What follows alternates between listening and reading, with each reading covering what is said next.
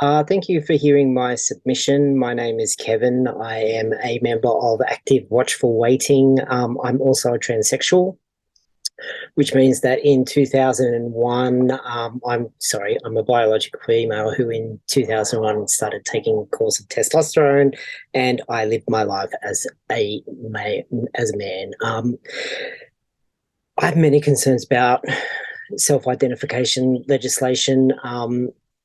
Many concerns about it, but the primary one is that it is legislating anti-reality into law.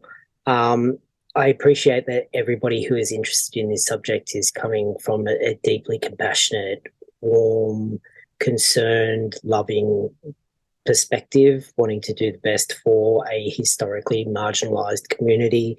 But I believe that by passing this legislation, what we'll actually be doing is opening a Pandora's box that will be difficult to close. And I think ultimately it will end up hurting women, children, trans kids, and the LGBTQIA plus community in general. I changed my birth certificate in 2002, having met all the criteria. I'd been on testosterone for a set period of time and had two irreversible procedures, testosterone being one of them. Um, to be honest, I was always kind of a little bit it was a blessing, but I have always been a little bit iffy about the legality of changing identification over. I'm biologically female. That will never change. That I'm female is written into every part of my DNA.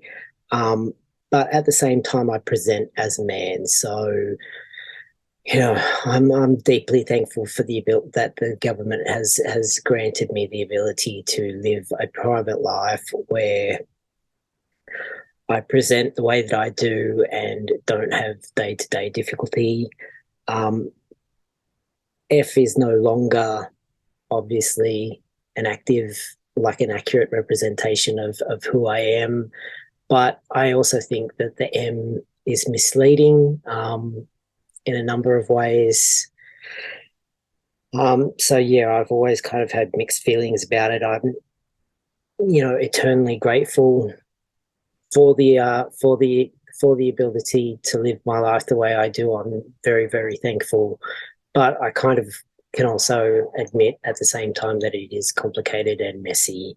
Um, the government, I don't know when the government changed laws to allow trans people to change over our birth certificates, etc. Um, Obviously, it was done with the best of intentions. In a previous submission that I saw, someone was talking about the Kevin case where a transsexual man, so a biological female, got married to another biological female because they had changed the birth certificate over. I was actually friends with the couple in question at the time. I saw that up close and personal, and it was obvious from the government tried to prevent that marriage from being legal, and I kind of recognised at the time it was because the government didn't really foresee a future where trans people would legally get married when they decided to let people change over their birth certificate. So I don't think that was really a dire situation, at the time or historically, but it's obviously a case of unintended consequences. These things always happen. And it makes me wonder what kind of unintended consequences will result from this. 5 minute scrolling on Tumblr or TikTok, you know, I think it would be deeply concerning for anybody when they see what's on social media and what kids are saying to each other versus, in relation to how the potentiality for this law to be, just misused. What I'm concerned about is that there is a material reality that in the world that we live in. I'm deeply concerned about that when it comes to kids in general, but specifically in this instance, trans kids. We can't change our biological sex. We can undergo a series of surgeries and hormonal processes that allow us to live in our social sex, like to change our social sex, and live opposite to our biology. But we can't change our biological sex. Like, I still haven't had a hysterectomy. And what really concerns me about this is that these trans kids are being told that essentially under this legislation that all they need to do to change their biological sex is to alter their birth certificate, by the adults that are entrusted with their care, which is deeply concerning. I have a friend in the UK who started social transition at age 14 and medical transition at age 15, and now at age 32, so 17 years later, is having a bit of a crisis, personally, because all of the people that she trusted the most in her teenage years misled her and led her to believe that she could transition from a biological male to a biological female. I think that this is going to become a situation that is, I think that the number of these kids is going to rise significantly. The kids that are having, like desisters or regretters or even detransitioners, the number of those kids is growing exponentially. It's just unheard of. From 2001 till 2019, 2020, I encountered 4 detransition stories. One of them was a person that I knew. I met one detransitioner. In like 18 years, and heard of 3 other stories.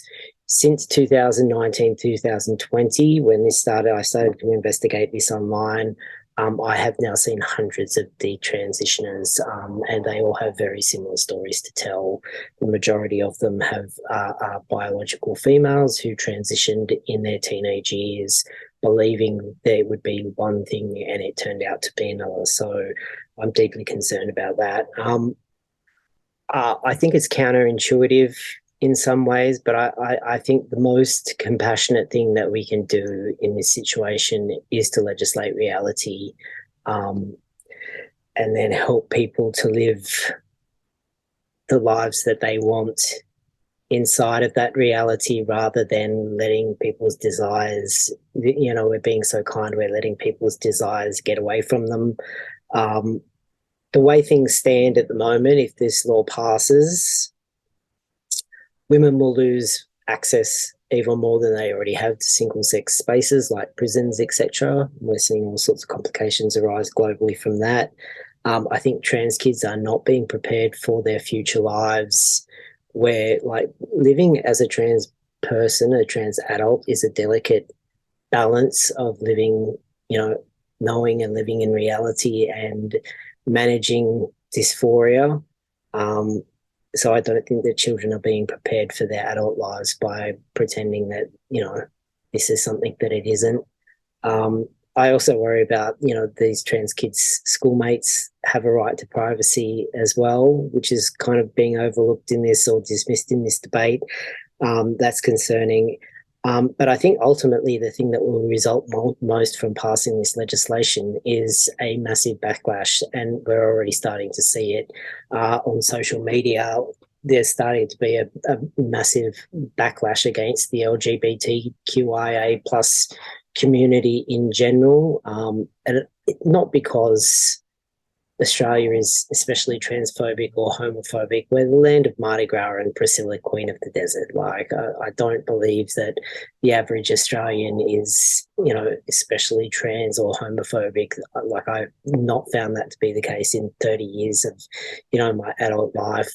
I think the backlash stems from the fact that this is not reality. Like, you can't change your presentation with words.